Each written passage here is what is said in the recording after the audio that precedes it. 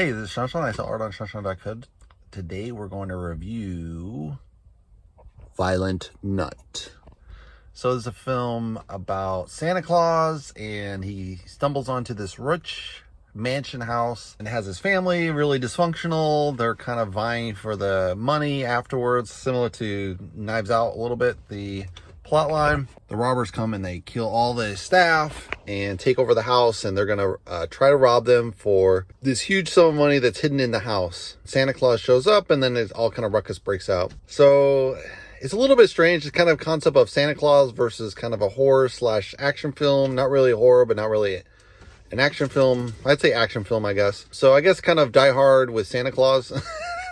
But it's kind of funny. I liked it as a concept. The bad guys kill a lot more people than was really necessary, so I think that was a little bit over the top. Once they started doing all these extra killings, I thought, well, maybe this is a horror film, and then at the end, it's kind of more of a Santa Claus film with a Christmas feel to it.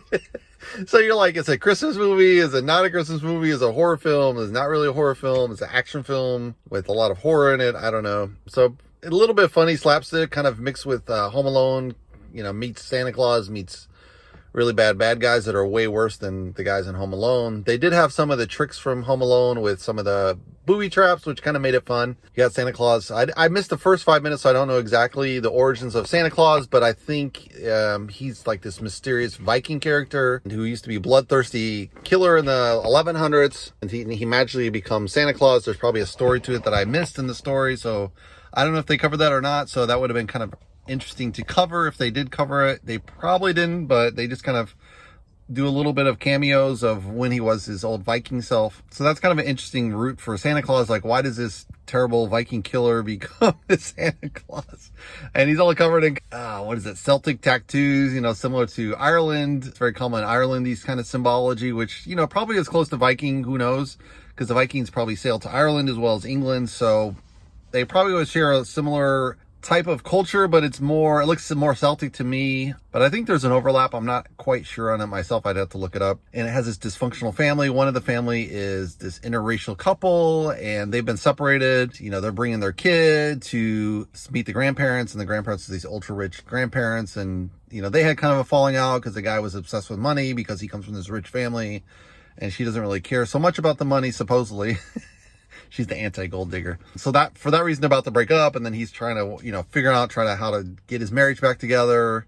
And that's what the daughter wants too. She doesn't really want any gifts. And, that comes up on Santa Claus' magical list that he has. It's a magical list of the good and bad kids of the year, including adults. So that's kind of funny. Then at some point, Santa Claus just takes out a sledgehammer and starts going after everyone. So that was pretty funny to see all Santa Claus go super violent. Similar to that scene in, what was that British I can't think of the movie right now, but the scene in the church it was a British spy film, kind of a successor to Mission Impossible, but more British style, something about Taylor. But anyway, they have this huge killing scene in church. And this is kind of similar with a huge killing scene in the mansion and the barn. Yeah, it was just kind of a weird, you didn't really get a feel for, I think the bad guys seemed like overly bad. And I didn't get their motivation outside of they wanted to steal for Christmas. And the lead bad guy, he has this huge Christmas vengeance, but then why is everyone else gone along with him? It would have been kind of nice to explore a little bit of why their motives are. They do explore a little bit more of the other family members that are being held hostage, and the grandma is this ultimate evil bad guy that has all the money and the power in the family. And it turns out during the film that she actually stole the power from her grandparents or father or something. So this is like this really not virtuous family at all. So you're like, who's the hero in this film? Is it really the family or is it the robbers? So I kind of like how they play that dichotomy a little bit. But the robbers are so bad that you're like, oh yeah, these are the bad guys. But I think they could have played a little bit better on the lead bad guy, especially his story of when he goes for Christmas and his parents, he gets sent to prison because he accidentally kills someone when he breaks into their house. And that kind of would have been nice if they showed it visually versus telling it. I think that would have, made a much more better bond with the villains and maybe explain more of the villains' terrible things that they do versus they just kill people and that's it. And you're like, okay, these are just the bad guys, but there's not that much depth to it. I think there could have been more with a little bit better connection with the key lead criminal guy. There's also this hit squad that comes to kind of save the family, and then it turns out they're in cahoots with the robbers. So kind of fun in the end. I think it's a fun watch film. I really like the concept. I give it a thumbs up. I don't think I would collect it. It's probably a one-watch Christmas movie. I don't see seeing this more than maybe 1 or 2 times. So that's my feel on the film. If you like to subscribe, you can subscribe below. And I'll see you in the next movie review. Thanks for watching, guys.